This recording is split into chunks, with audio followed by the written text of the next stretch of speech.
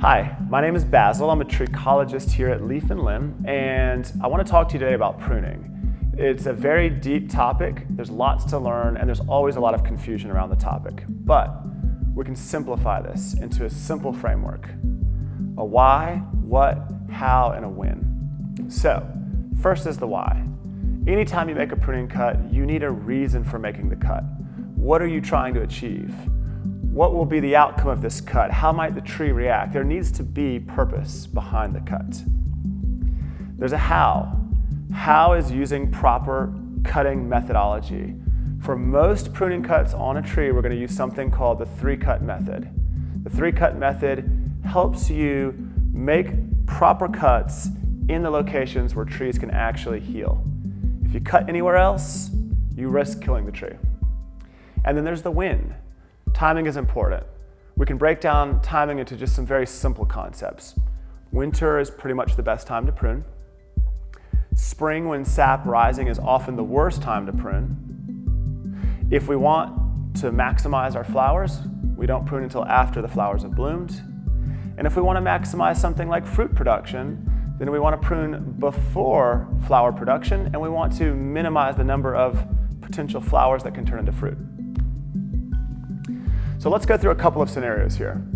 I want to start off with an ideal scenario. You have a young tree, it's been planted recently, say within the last 5 years, and you need to give this tree a framework with which it can be healthy and structurally sound later in its life. So let's talk about the why. It's future health and stability. Let's talk about the what. So I recommend first you determine what sort of form this tree is going to have. These typically fall into 2 scenarios.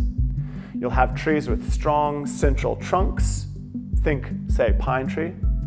And then we have trees that have spreading forms, think oak tree or cherry tree.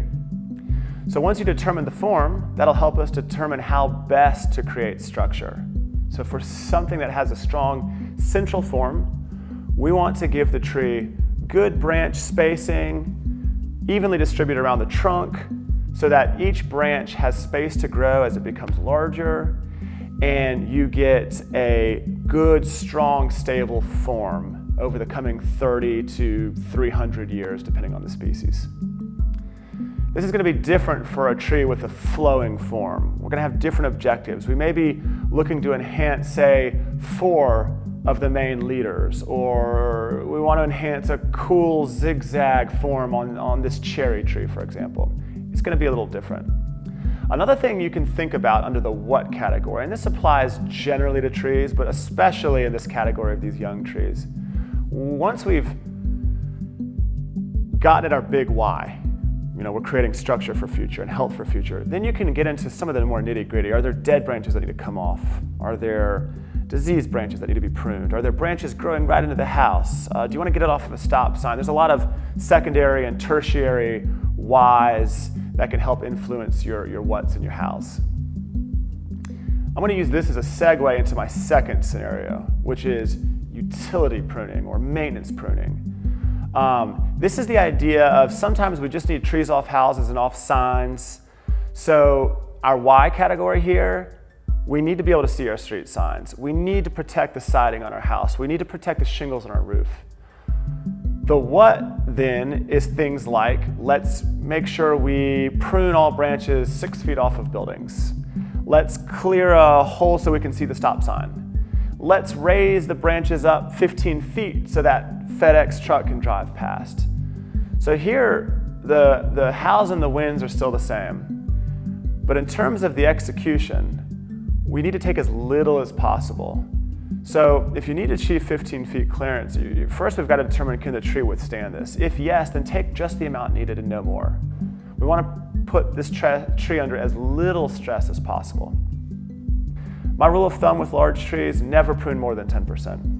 5 to 10% is the range you'll do. If they're dead branches, do as many as you want. It doesn't affect the health of the tree. But if you're cutting live growth, keep it under 5 to 10%. And keep the branches small. If you want it off of your house, cut the ends of the branch. Don't cut the whole 10-inch trunk.